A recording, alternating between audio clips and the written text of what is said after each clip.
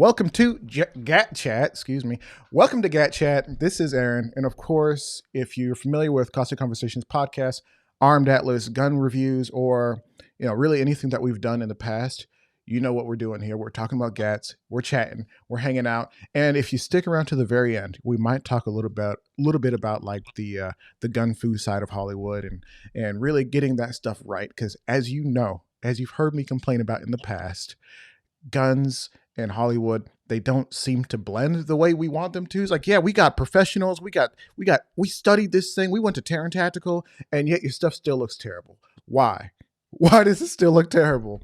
But if you look at things like John Wick and probably five or six other series that actually do a really good job of getting the gunplay right, um, maybe have a little bit more appreciation for the guys who really work hard, like Keanu and whatnot. That said, today we're talking to Daniel, aka Mr. Rasengan, if you're familiar with that, and we're going to talk about a few of his guns, a few of the people call them tools, some people call them toys. I think they can be a little bit of both. And let's go ahead and bring them on and give him the screen, let him talk. Dude, welcome to the show. What up, Daniel? Yo, what's up, man? Thank you so much for having me on the show. I'm super blessed and honored. Dude, bro, I'm happy to have you. You got your Q shirt on. You're hanging out. I see. For those who are watching on the video side, like your gimbal's doing like these crazy movements, like following you. Bro, I'm kind of jealous. I gotta. Oh man, like look at it. Anyways, we do want to make the show audio friendly because I plan on releasing it on the Costly Conversations podcast side. So as we talk about some of these guns, we're going to do our best to verbally describe what we're talking about and the stories behind them, what they mean to you, what the process of getting them or getting into them, if they have any specific memories, that kind of thing. That's what Gat Chat's kind of about. And of course, as we kind of come to the end of talking about the gun part, like actual like firearms, we're going to talk about your industry experience, whether it's working for the Cerakote company or talking about the gun fu side of things, and that will be the hour that we talk. So I will go ahead and give you the screen, let you show what you got. All right, 3, 2, 1, go. All right, let's just jump right into it. So as you can see, I'm a bit of a Q fanboy, and it like a movie. We're gonna jump into the middle of the act, and then we'll take it back to the first act and then tie it all together. So this is my Sugar Weasel. I've got a couple additions to it. This is a Maxim Defense PDW SCW stock. So it's got a short. Let me deploy it. The buffer tube is shorter, so it's got a compact spring and buffer weight system, proprietary system and whatnot. But it's a PDW stock. Super awesome. I love it. It has this weird recoil impulse that's a little bit different from your standard AR buttstock. It's running. I got a G sling on here. I'm new to the slings, so I don't even know if I've got it properly mounted. I just watched a YouTube video. I'm kind of new to that kind of stuff. Fair. I got some plain Jane, just some FDE backup sights. I think they're Magpul. I got a lame optic on it. I say lame. It's great for what it is. Cheap little optic, inexpensive, I should say. It's the Romeo 5 by 6 Hour. And I bought it and threw it on there because I had one for my first AR that I bought. And it worked great. This one's got the Predator like 3 triangle green. So I saw that. I was like, Nice. oh, I gotta get. Yeah. And then on the end of it, I got a little silence action here. So this is the Trash Panda. So this is fully queued up. I got this. This was my second suppressor. My first suppressor was a silencer code that I throw on my Chris Vector. But this, man, this is my baby. I love shooting. And this is chambered in 300 black. It is SBR'd. I am that guy that took advantage of the free tax stamp. I know people are going to hate me for that. That's okay. I still love you. But for me, it was an opportunity to do something cool with it. I was like, all right, let me get it. They already have my information anyways because of the suppressor and all the other things, or the other 3 suppressors I have. Funny thing is, okay, so I was at a gun store in Georgia in Johns Creek. It's the Johns Creek Indoor Range, and they got a email about Q being there for Range Day. So Q was there, a couple other companies were there, and they brought out their guns. I went in there, and I I know Kevin Brittingham going back to like 2011. He grew up in Georgia, and I met his family and got to know him, and so I went to go say hi to him because I haven't seen him in years, and ended up walking out with this Oh, after what? shooting them because I'd Yeah, yeah, yeah. never shooting any of their guns before. I was like, I need this in my life right now, and I think this was 2022. I picked this up. Yeah, it's 2022. That's and it's my favorite small rifle to run around with. Lots of fun. Kevin's actually he was the one who got me into guns. We He gave me my first gun, which was a Glock 19. It's not in my favorites, but it's got some sentimental value to it. But yeah, so that's the Sugar Weasel. Here's my Call of Duty favorite. This is IWI's Tavor X95. It is a bullpup. It's got a 16-inch barrel. I've got a Vortex 1 to 8 LPVO on top, so it's all blacked out. I don't have a sling on this one yet, but this gun I used to play with all the time, playing Call of Duty, Modern Warfare 2. It was just like it's a space gun. You know, when you look at it, Right.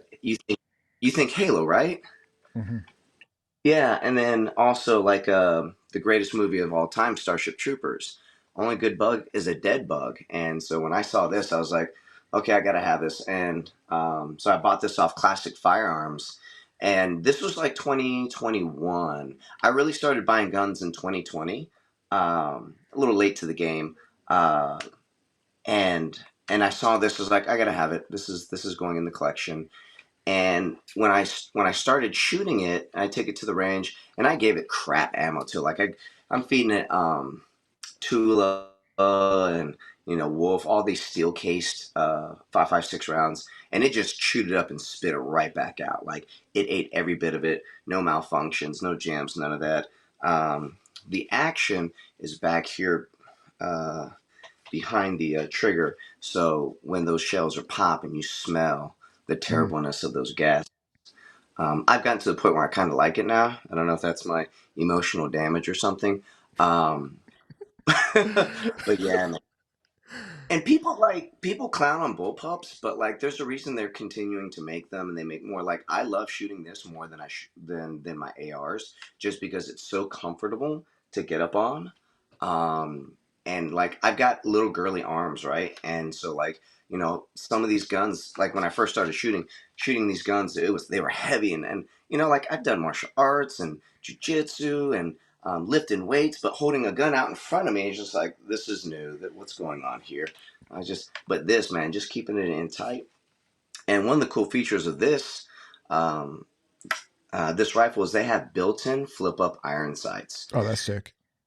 Yeah, like there's, I think Manicore Arms makes a bunch of really cool fore-end replacements for this, but to do that, you have to give up this, and I don't want to give up this. Like for whatever reason. I know I've got a scope on here, but like if that ever went wrong, um, I still have the front and the back um, flip up iron sights. I don't have a muzzle device like proper for a suppressor. I don't know if I'm going to try and suppress this. Um, I'm in the market for a 5.56 can, so that'll be the next, hopefully the last suppressor for a while that I get. I got to quit spending money on this stuff. Um, but it doesn't have an adjustable gas system on this model, so um, it's kind of difficult to tune it just right. I was watching a video with James Reeves from TFB TFB TV, TV. Yeah. and yeah, and so he was shooting a suppressed, I think it was a Tavor, and he had this giant black mark right here. It looked like Mm. someone just pooped on his face. Mm. He was like in the video. He was like, "Man, I went around for like an hour before somebody told me that." Dang, James, get better friends, James. I know, right?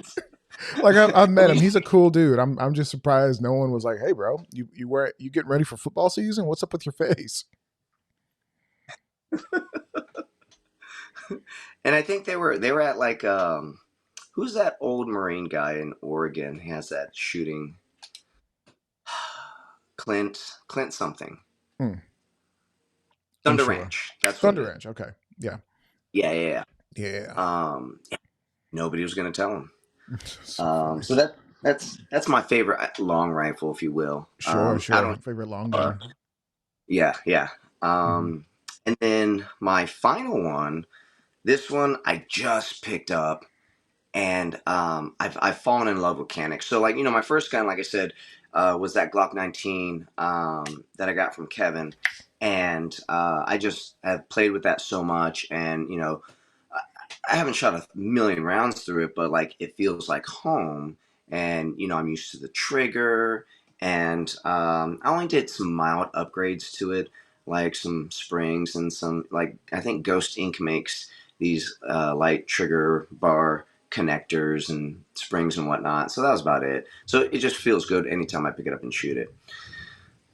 Started hearing about Caniks and this MC9, and the MC9's caught a lot of flack over the year because some influencers are like it's the greatest thing since sliced cheese, and then other influencers get it and they'll get like a bad one, if you will, Sure, yeah. um, where it's not working as crisp and clean. And I got one of those. It's not a bad one, but like it's not the perfect one that was handpicked.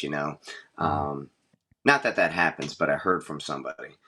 Um, and so it had issues about going back in a battery. But like all my guns have had issues within the first couple hundred rounds.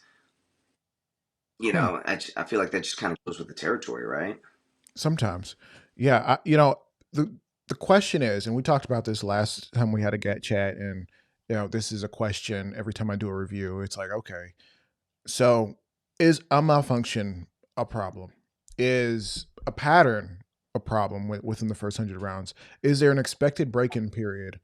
And with that expected break-in period, are you giving me a discount on my first 100 rounds? Because I gotta break the gun in 4 years. It's not out the box ready to go, like the traditionally with a Glock. And I'm not sure if you had any issues with the Glock at first, but traditionally, um, you take it out the box, you pop a mag in, run your first 100 rounds of steel case, and every single one's gonna go pop. As long as you don't limp wrist it. And that's something I had an issue with when I first started. I just didn't know.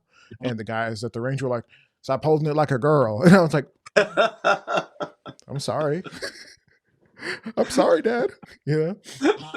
So that's I think that's the only way to screw up a Glock, apparently. Although I've had serious malfunctions, and I think most of them are ammo related or extractor related, things that go bad naturally on a gun and you got to replace. Um, Yeah. that said, the MC9, we actually talked about that last time because, like you said, some people are having issues going back into battery and different things like that. There was, I actually just watched a video with my guy Sean from Pew Pew Tactical. I don't know if you've seen his review on the MC9, but with certain self defense ammo, within the first few rounds, they weren't going into battery correctly. Then they switched out from then a Norma, they switched to like a SIG self defense ammo, and things were running just fine. And yeah, it's like, okay, well, not every gun feeds every round properly. Like if it's not a traditional, ball, ball round or training ammunition, test it. Like test it because it might Yeah. not work. So Yes. Yeah. I bought a bunch of that SIG ammo because it was on sale. And I've run it through a bunch of my pistols, this one included, and it ran great on this. And I was happy with that. And all my break-in rounds have been that 124 grain. hmm I say, I think the first 50 were like the 115. Um, and I don't know if I think it's a European thing because like 124 NATO is hmm standard in Europe, and I think that's how they test and build around that right. round.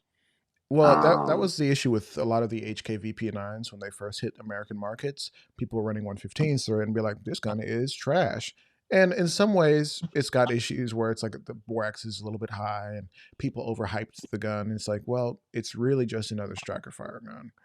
Like it's not special, minus like one or two things. And it can't run 115s. The springs are just not loaded for it. And then I think it's like the V2 and V3 different gens started coming out of the same exact gun with better or springs that were more tuned for 115 and other, the wider range of ammo. And now you don't have so many issues. Sorry guys, if you hear rumbling in the background, I'm starving. Just kidding. It's thunderstorming outside. It's a little bit of a thunderstorm, so that's the situation. I'm not hungry. I just ate. not the kids kick the door down. All right. Well, that's happened during a show, during a live stream actually. Like one of my young ones, she was like upset about something. She started banging on the door. I'm just like, oh my gosh. Thankfully, we got it handled, and I don't think anybody knew what it was happening. So, um, but let's talk about what you've done to that to the Canik MC9 because I see you got I guess a rail mounted comp on it. Is that the only thing you've done? Yeah, Talk so about it. far. I've got a light for it. I've got the TLR7 sub, but I haven't put it back on here. So when I first got the gun, I got it because I wanted this. And the Cerakote shop that I work at, they had they had two Canik rivals, so these giant guns, and they had they had the same they had the same compensator from the same company. I think it's 45 Blast, and the compensator is probably like 2.5 inches out past. Right, it looked like the gun of RoboCop, Mm-hmm. and the guy that had them custom Cerakoted had two of them, and they had it done in the style of yin and yang. And my buddy Zach, who runs Second Caliber, just did a phenomenal job. And I saw those, I was like, dude, I want to go shoot those. Mm-hmm. And so I started looking at, I was looking at the comp. I was like, all right, well, who's that made by? And it's like it had this weird logo on it, and I looked it up. It's 45 Blast, and I started just reading. You ever nerd out on something? You go down that Yeah, rabbit hole, the whole rabbit hole. just head first too, right? Like an Mm-hmm. hour and 30 minutes of just reading the website, from front to back. I was like, all right, let me watch all 236 videos ever been made and reviewed, and I was like, I gotta try this out, because you get your typical compensator, which is screw on Yeah, threaded or some sort of non-threaded direct mount, possibly. Yeah, like I think Strike Industries has some of that. The Mm-hmm. Radiant Ramjet, Mm-hmm. which are all super cool. But like I was like, I had never seen them frame mounted. Not that I ever knew to look for it, so I picked it up. Picked up the gun, grabbed this, ran it today, first day.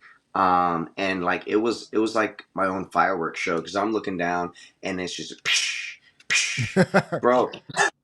My hair, the gas is coming back. My hair's jumping. My hair's dancing. I was like, oh my gosh, this is wild. Um, and but I loved it. It was like I'm getting a bunch of gas back in my face, more so than just shooting it without. But Mm-hmm. dude, like, and a lot of these the frame compensators, they were like $200. Mm-hmm. This is the Yeti, and it was like only like $120. I was like, it's worth trying it. And like I said, I ran it today, and I put maybe 75 to 80 rounds in it. Mm-hmm. So there's an issue that I had where it was a new malfunction, where the bullet, as it's trying to feed, I think it's feeding too fast, and it's jamming the nose of the actual bullet like into the feed ramp, and it's chewing up the front of that bullet. It Mm-hmm. happened and it was yeah, I was mag dumping, because that's how Yeah. you learn.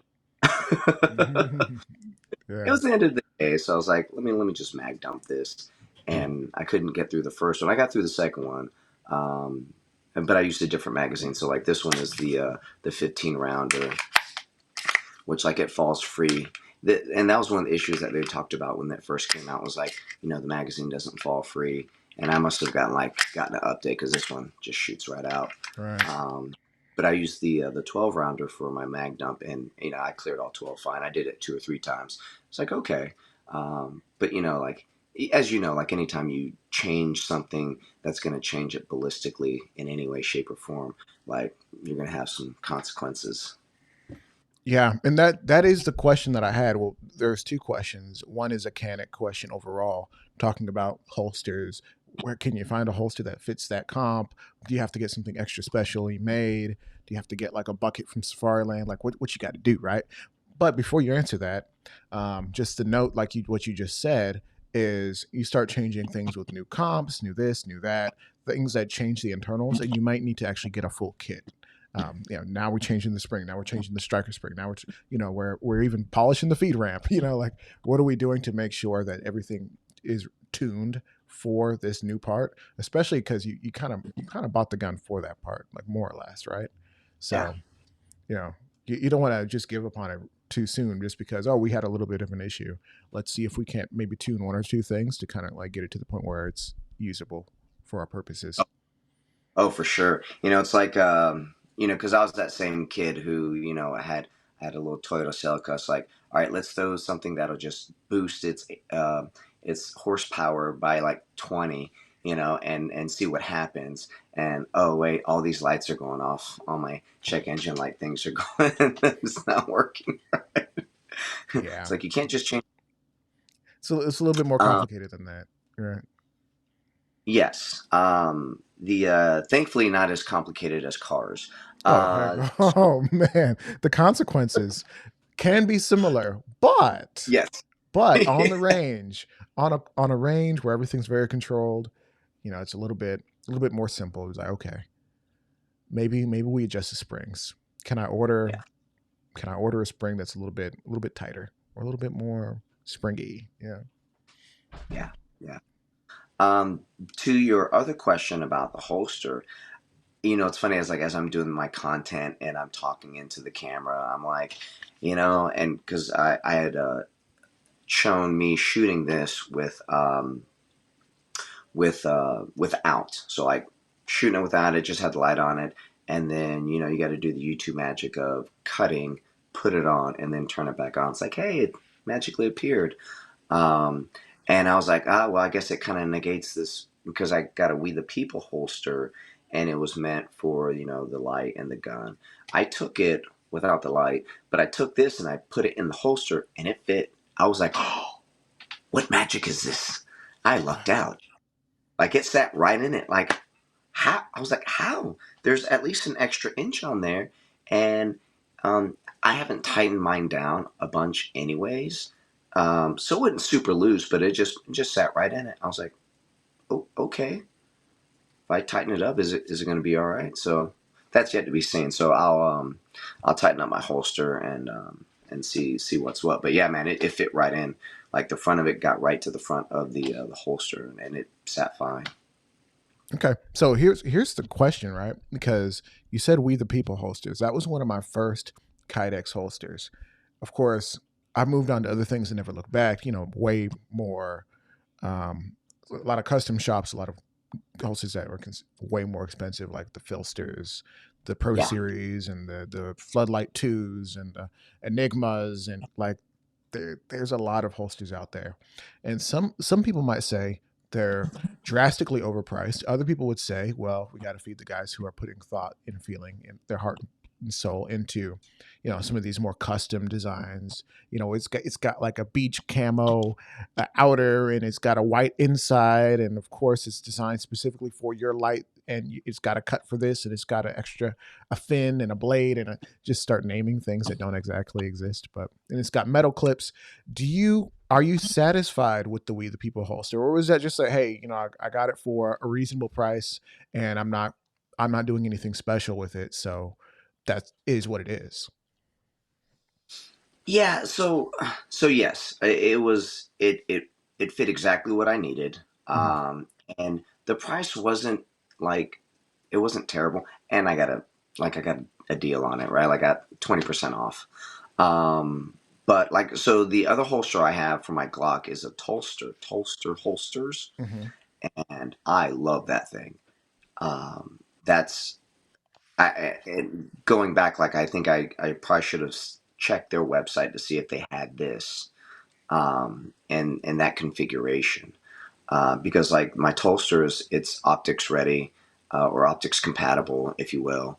Um, yeah, I don't have a light on it, but it clicks in and it feels good. And then, getting it on my belt, on my carry belt, like it's locked in there and it conceals well. What's funny is, not funny, but this does not conceal as good, and it's a smaller gun in that We the People holster as my Glock 19. My Glock 19 with an extended base plate, right? Like so that +5 base plate for it's a Tyrant CNC base plate. Mm-hmm. So you're 20 rounds and it sticks out. And like wearing just a t-shirt over it, it's hard to see it print. This thing, like this 15 rounded, dude, it juts out and like it's at this angle where it like, and I don't know if I Mm-hmm. got fatter in the last couple weeks, maybe, but I don't think so. um, but Yeah, like this was probably like not. printing heavy. God, Yeah, but that's the I suppose the difference is when you start going into different holsters and different manufacturers. I have a holster made by the guys down in Rain City Tactical. They have a range, and they started in the holster business, but now they have a range of gun store holsters and stuff. But the way they design it, it's no sharp corners towards the end of the holster. Everything's contoured down, and so you have less hot spots. And I didn't ask him to do that. That's just the way he designed this specific holster, and I think that's kind of a way that he likes to do it. And other people, you got to pay extra for stuff like that, and most people they don't. It's just literally it's a taco. It wraps around, and everything's real sharp at the bottom. And if it leans into your groin just right, you might just nick an artery or something. Like it's just the nature of.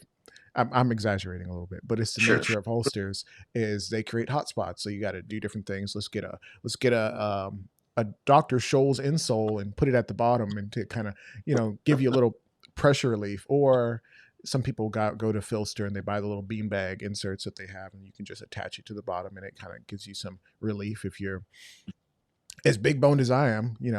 Maybe you need something like that. And just there's so many things that go into holsters. And like you said earlier, it was like, okay, with the Glock 19, why is a Glock 19, which is the grip is already long enough, with a +5 from um, Tyrant CNC? Well, we actually have an affiliate with them, so maybe Awesome. we'll drop a link because they've made some cool stuff. They've made some stuff I'm not a fan of, but ultimately, by and large, they continue to generally put out stuff that I can get behind. So that's why we still work with them.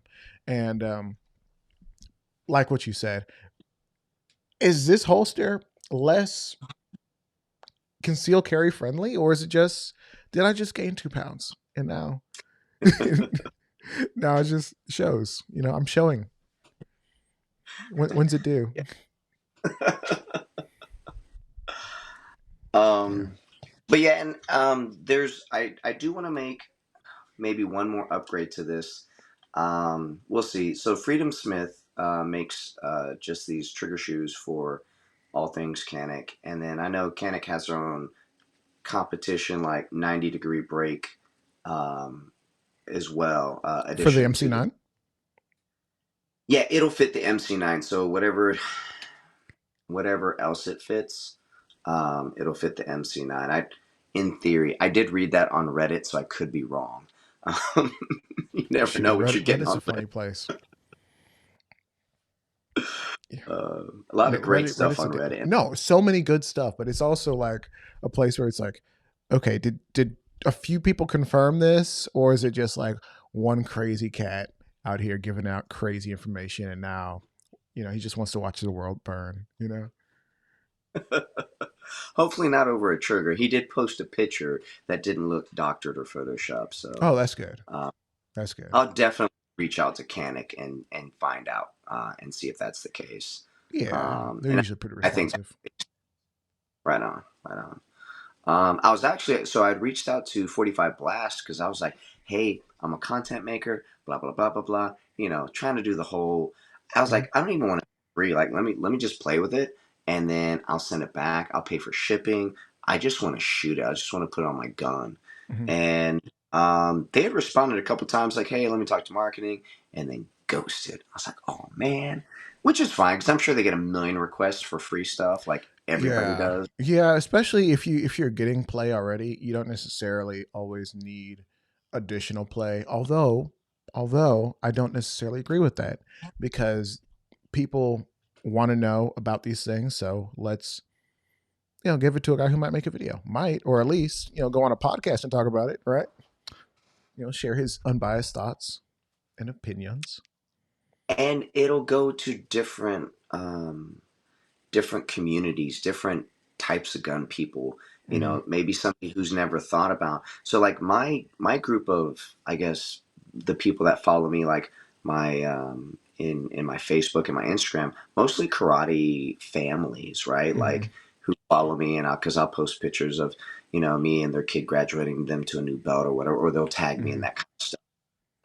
And so a lot of them are kind of gun people. Like they've got a pistol and they got dad's old shotgun and maybe they're Mhm. 22 and a kid. And so I've been getting a lot of like questions and like, hey, what do you think about this? What do you think about that? And me, I'm as new as it, I'm as green as it gets, but like I know a little bit more than them, or Right. I say exposed. I've been exposed to more Right. things. Exposure is so important though.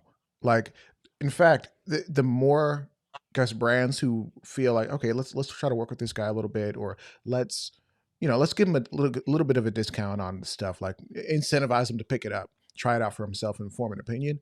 The more that happens, the more equipped you are to have educated conversations, because people can ask you questions about things you don't know about, and you could try to answer it and be like, ah, but if you can say like, "Hey, no, like seriously, get this comp because it changes everything," or just buy it because it's fun. You don't carry with it, but it's fun. So like, get one because it looks cool in the photos, right?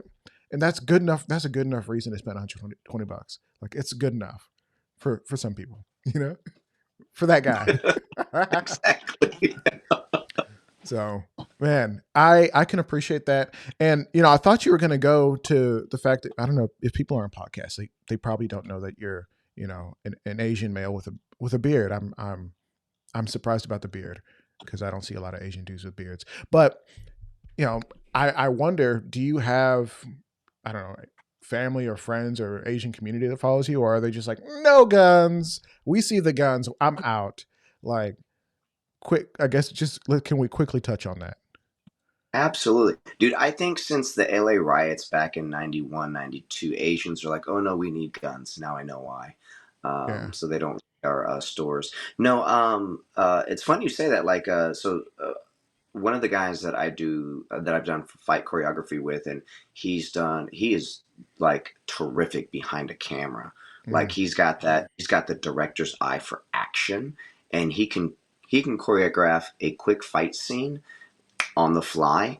And he loves guns and he loves John Wick. And so I got a ton of Asian guys, Asian friends that are even more into the gun stuff than I am. Like, and I Hmm. didn't know, right? And they're like, oh no, actually, our buddy Arlen has all these crazy guns, and he does is it the USPSA. USPSA? So he Hmm. does matches like that all the time, and I didn't know. I was like, oh, this is kind of awesome. Isn't it so Um, cool when you find out about somebody who's been shooting a while and it's like, oh wait, you're for real, and it's not just some like BS nonsense that you've been dabbling in. Like you're serious. Yeah, he's not just showing up with a yeet cannon that's got the $100 bill money print on it. Like he's and I've known this cat for like a decade, and I didn't know that about him. That's crazy, huh? The more Yeah. you know. Yeah. Well, and what's funny is like I also have like a bunch of my karate family, so like I didn't know you were a gun nut. I was like, me neither. 2020 changed people. Like 2020, 2021. Like I want to talk about, I guess, what got you into it. But before we do that, let's dive into the juicy stuff. Can we talk about? You mentioned previously fight choreography, gun fu, things like that. Let's talk about, I guess, your exposure to that world, how you kind of got into some of the opportunities to help out in that space, and Yeah. some of the observations that you've made since trying.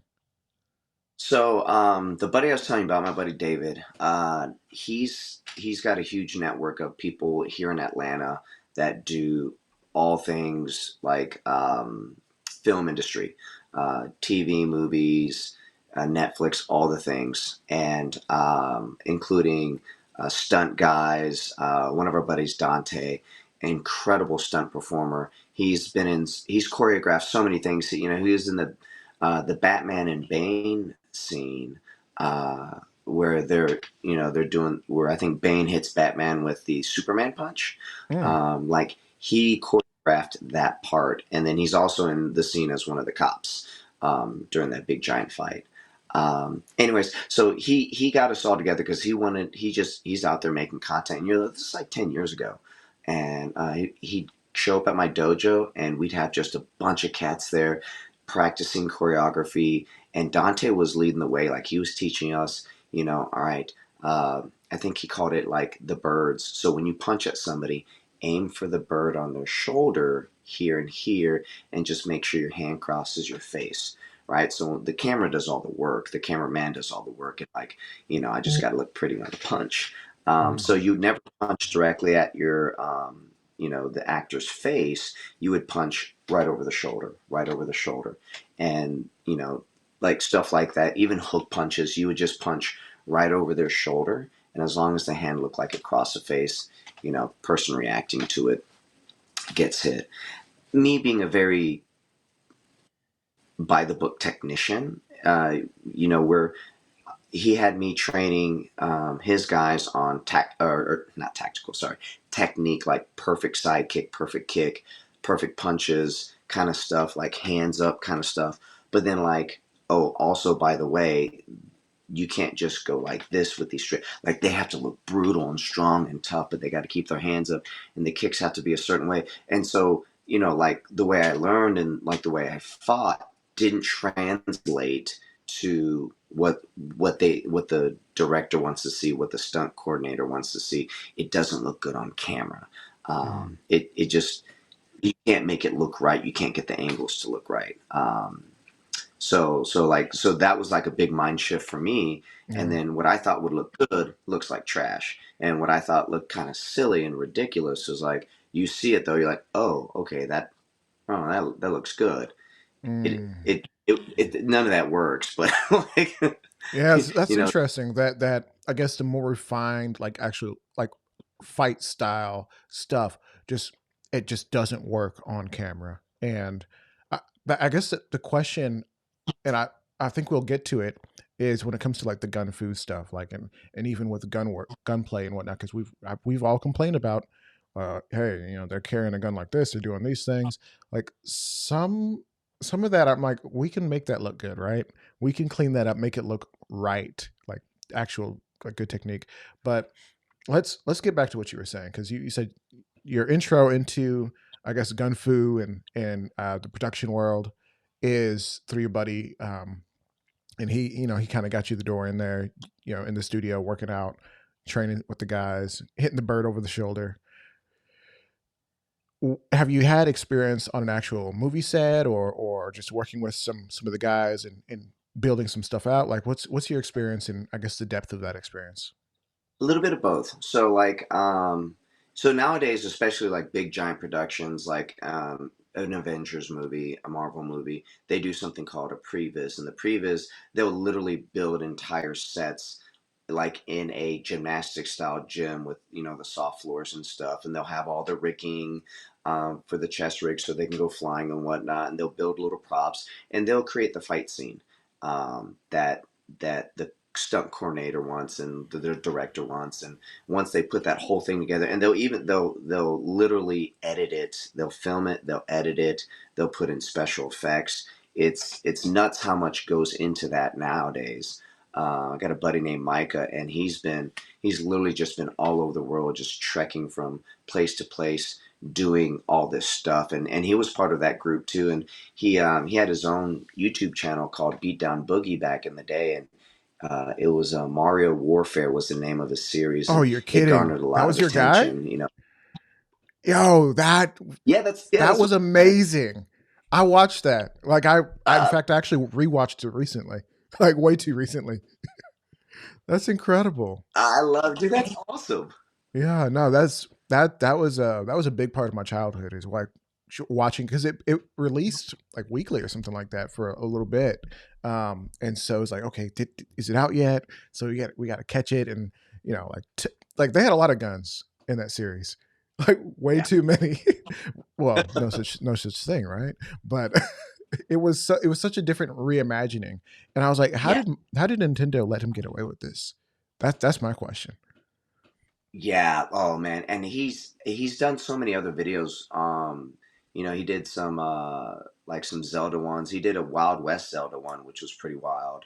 Um, they and it's just a bunch of guys like I think from South Carolina. They just got together and they're martial artists. And it's funny. This Micah guy, he is.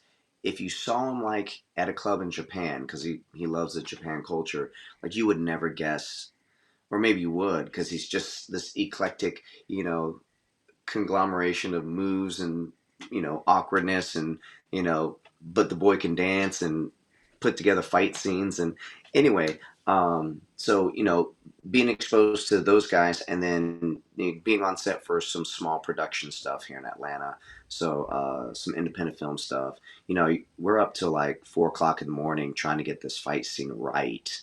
And we're like, hey, they're like, show up at 6 o'clock p.m. And then it's like 4 o'clock a.m. and we just half asleep. All right, you guys are up, go ahead, all right, let's put this together. And you know those smaller ones, they'll do right on the spot. So like, all right, choreograph something. I'm like, okay. And you'll spend however long it takes. An experienced coordinator can get through it pretty quick. My buddy David was really good about, again, he's got the eye and he's got the vision, so he'd be like, Mhm. hey, try this, try that, try this. If you give me, I'm like a computer. You give me the input, you give me the data, and I'll run with it. And then as we developed something, I could see, okay, all right, this is where this would fit, this is where this would fit. Something I really enjoy about the John Wick movies is Keanu Reeves' adaptation of Brazilian Jiu Jitsu into the gunplay stuff and the fight scenes, because there's more reality to that than there are to just the kung fu chopping and blah blah blah, and then like the one of the more popular things that I've seen in the last 10 years is the elbow to the leg. Like, okay, that's gonna kind of hurt. I don't know, and I think that comes from like Kali and Salat, Mhm. Filipino arts, and they're doing stuff like that, but they've got knives, and so if they're elbowing your knee, they're also cutting your thigh artery, and cutting you up in 19 different other ways. Um, Yeah, Kali's brutal. Like if people actually follow like knife fighting and Kali, like it's not it's not nice. But no, it's talking about and like like it's one of those like. no, I was go ahead, Go continue. ahead, sorry. Oh, I was just gonna say like the when you watch like choreography of like drills and stuff, they're gonna look a certain way. It's gonna be almost cinematic too, because it's choreographed stuff. But like when you see wounds of guys that have like the pictures of guys from the Philippines who get into those knife fights. I mean, it's everywhere. And like if you're in a knife fight, you're going to get cut at least 10 times, if not more. And it's scary because it's like what you see in the movie is like ha huh, and the guy goes, oh, I got that, or they'll catch you with a shirt and like and there might be a guy that can do it, but nobody does that one time. Or like it was the Jim Carrey bit from In Living Color where he's like, all right, stab me like this so I can do the karate move correctly. Yeah, and but that's a speaking of that, we've run into even just me having done basic martial arts as youth, got into a little bit of Krav Maga as a young adult, um, and learning certain techniques and be like, okay, yeah, this is how you could kind of disarm somebody if they have you in a chokehold and they got a knife to your throat, and it's like, okay, yeah, if you do it perfectly, you have a 10% chance of living. So, I guess if you're in that spot, and then we have the advent of Detroit urban survival training and the marketing machine that he is, where it's like, you know what? I'm My biggest issue with him wasn't that he was teaching certain techniques, because some of that stuff looked like, okay, that could work if you train for 10 years. But we're showing everybody on the internet the secret sauce of how you maybe survive having a gun to your head. Now people are going to try that. Maybe people are turning it into a meme. Now somebody might actually think, "Oh, I have a gun in my head. Let me just..." And obviously, if you don't have the muscle memory, you don't have time behind, or time on the mats. Like, how are you going to implement these things? Have you, just as a martial arts instructor, right? As somebody who's helped out with the film and TV world, does it bother you to see, I guess, people thinking like, okay, I've done 3 classes, or I did a women's self defense course, or maybe you make money off of this. I did a 1 day women's self defense course, and now I'm ready. Yeah, and that's our disclaimer. Like, even the adults that are in our class, I'm like, you'll have a couple of things that you can implement almost immediately, because it's very, like, Krav Maga has that, like, it needs to be not dumbed down, but it needs to be very low motor skill. High motor skill stuff doesn't work Hmm. under high stress. It's like when you're shooting at the range, you're gonna make X amount of shots. When you're getting shot at, it drops down to like you may hit 10% of your shots, Hmm. maybe, right? Hmm. And a fight's not much different than that unless you've trained a bunch. And I tell them, it's like, you're not, you'll get 2 things from this, and that's maybe learn how to fall, and then maybe like grab a hold of something. But like, if you really want this to work, you have to do this multiple times. You need the self defense seminar is just to open your eyes to what's out there. So you go out there and you do the work, you do the training, because there's no shortcut on any of that stuff. Not combative, right? Like, like soldiers don't get in on the range and play Call of Duty for 45 minutes and then get thrown out into combat. Like, there's basic training for a reason. Hmm. One, to beat their ass and make them not want to quit, and then weed out the suckers. But then, all the training that they do, I think, I've never been in the military, but, like, training, you have to. If you don't, then, it is a diminishing skill. Yeah, and people do forget. Like, I have a new guy on one of my teams that I'm on, and he's in law enforcement. And the questions that I have for him, I'm like, hey, so how often are you guys shooting, and like, what's that look like? And he openly admitted, like, the gun is like a very small portion of my job, and hopefully the gun is only revolves around you being able to keep it on you, retain it properly, and qualify once or twice a year, however often they're required to, per state law or per county or whatever regs. Um, and we have guys, I've heard stories of guys who they have to qual multiple times, and it's like, okay, they pass eventually, and then they have to qual multiple times later on, because that the skill is not being tuned. So once it kind of gets time to qualify, or pass their standard, their skills have diminished again, and they have to relearn how to shoot because they've allowed it to fall off. And obviously, like what you were saying with martial arts and self-defense scenarios, and getting into a tight spot and someone's got you on a chokehold, or someone's got you in a bear hug, and how do you get out of that?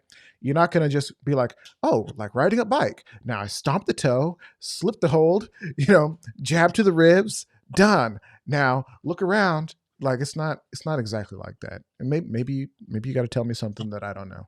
I'm listening. I'm here for it.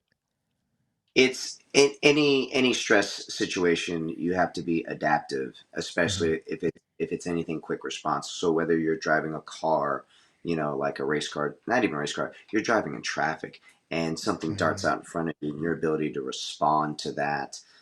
So, like, my muscle memory is pretty good when it in my martial arts stuff, even when I'm not training for a fight, or like, I haven't sparred hard against black belts since COVID. That's been 4 years. I got into a fight with some college kids in a college town called Athens, and they came in to our axe throwing place that my buddy runs, and they started causing trouble. They took one of our pizzas that we had bought. We bought it for this as a party because it was going away for one of the workers there. And they threw the pizza against the glass, and my buddy runs out there, and he's kind of pissed about that. And I run out there, my buddy.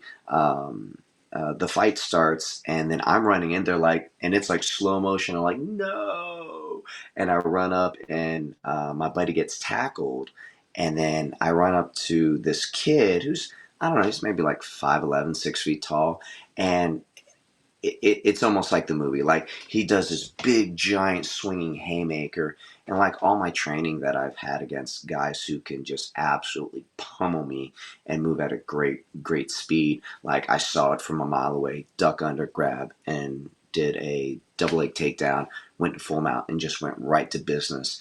You know, the last pro fight, not pro fight, the last full contact fight I had was in like 2010, 2011. Last time I had a double leg somebody was 2011, 2012. And, but like, so training as much as I had, again, I got 14 years of Brazilian Jiu Jitsu experience, got up to my brown belt, and 27 years of kickboxing stuff. So, you know, me seeing things quickly and responding quickly. But again, that's 30 years combined of martial arts training. So that's fair. It's like, okay, if you've done this for 30 years, you might stand a chance against some sucker who really has no idea what they're doing. Now, if we Yeah. bring in like, name a guy, like name Conor, any. I was seeing his face, and then I was saying Mayweather for some reason in my mind. I was like, wait, that's not the same guy at all. Anyway, so you bring in Conor McGregor, who is, I don't think, I feel like he's kind of a little bit past his prime, but he could still kill most of us just standing, you know? yeah, But and it's like, okay, I'm I don't care how much experience you have. Like, unless you're literally him or somebody who he would be paid to fight, don't fight guys like that. That's a problem. right, But right. against even against a youthful, college kid who's, 20 years your junior, because you have 20 years of like XP built up, now you can see it in slow motion. Now it's like all those old kung fu movies where it's like, okay, you know, we do this thing, slip it, jab, jab, and it's like, okay, this it works. It's funny that you said it happened in slow motion. What did you feel like, that was your adrenaline, or was it just like you've seen it just because of all the reps, you can see it happening? What would you say? I guess creates that sensation, or that your ability to see things happening like that.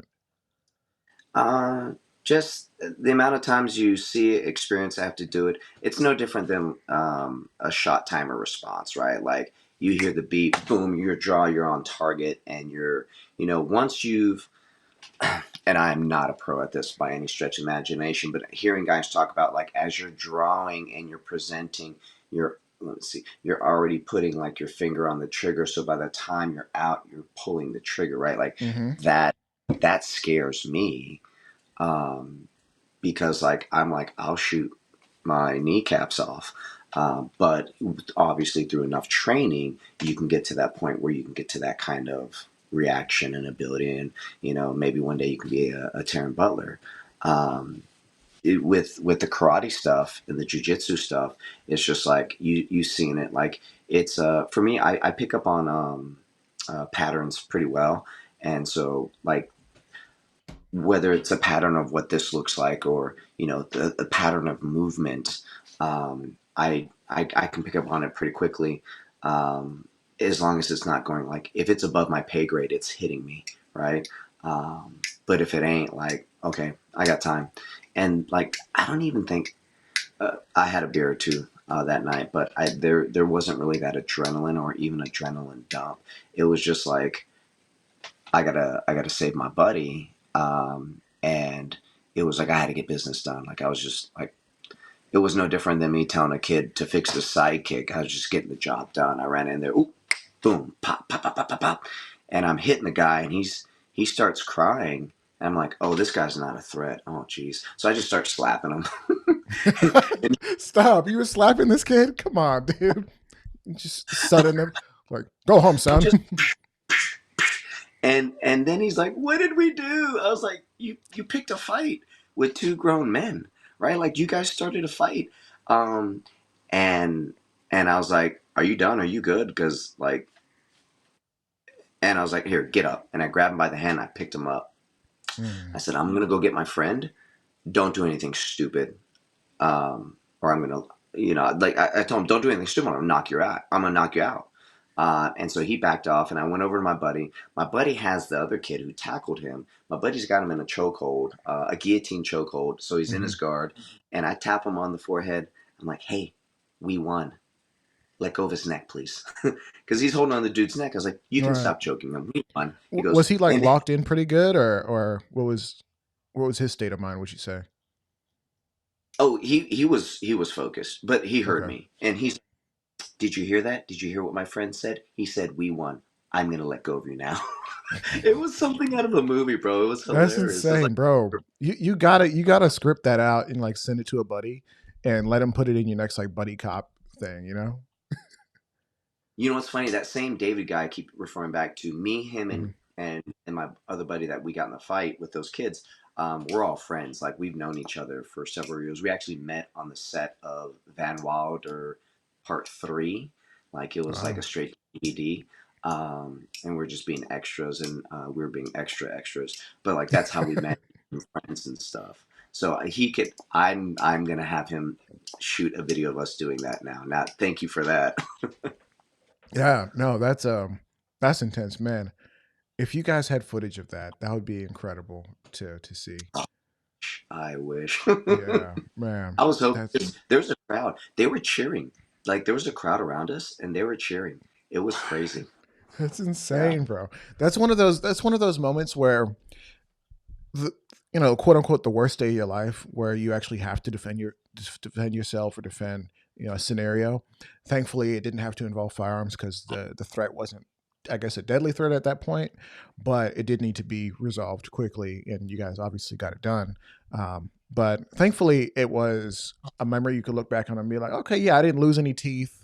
No one had to go to the hospital. There was no civil suit. I assume you didn't mention it, so but I'm glad it worked out. Yeah. Yeah. Well, and so it did teach me a lesson. I've Hmm. never been in a fight outside of the ring, and I make a point of that because I know that you don't know what the other person is capable of. So I don't start nothing. Lil John said it right. Don't start no shit, won't be no shit, right? Hmm. I live in Atlanta, and dudes carry guns and dudes shoot people, and it's not just in the city of Atlanta; it is all over. And it's just like I'm not trying to alpha myself through life and like show how, like, I'm 5'7" and 170 pounds, man. I'm little. So anytime, and my buddies always look to me like, "Yo, Danny, if something pops off, we need you to step in." And I'm looking at my friends like, "Y'all are like 6'2", 220 pounds. Like, what? Me?